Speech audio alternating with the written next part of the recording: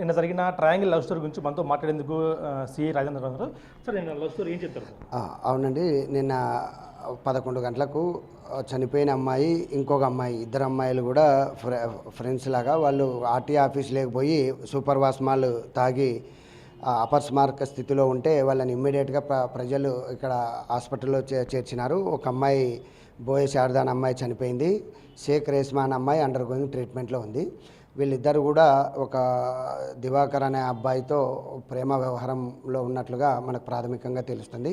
వాళ్ళ తల్లిదండ్రులతో ఫిర్యాదు తీసుకున్న తర్వాత విచారణ జరిగిన తర్వాత మేము పూర్తి వివరాలు వెల్లడిస్తాం. ఆ దివాకర్ వాళ్ళ చెల్లెల నుంచి ఈ బోయే శారదా అమ్మాయి పరిచయము, అంతకుముందే వాళ్ళ ఊరు అమ్మాయి కాబట్టి షేక్ రేస్మా పరిచయం. బాగుందండి, బాగుంది, ఏం ప్రాబ్లం.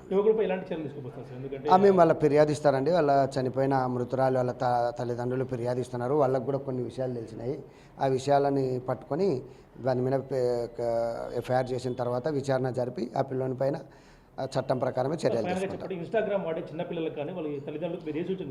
ఇది మా ఉన్నతాధికారుల సూచనల మేరకు కూడా మేము ఒకటి మీటింగ్ కండక్ట్ చేస్తామండి. పిల్లలు ఈ సోషల్ మీడియా ద్వారా పరిచయం అయ్యి వాటిని ప్రేమలుగా మలుచుకొని వాళ్ళు ఆలోచించుకోలేని స్థితిలోన మనసు కకలావికలమై మానసికంగా కొంచెం ఒత్తిడికి గురై ఈ సూసైడ్ ప్రయత్నాలు చేస్తున్నారు. వీటికి కూడా మా ఎస్పీ గారు చాలా స్కూళ్ళలో ఒత్తిడి క్యాంప్ చేస్తున్నాము.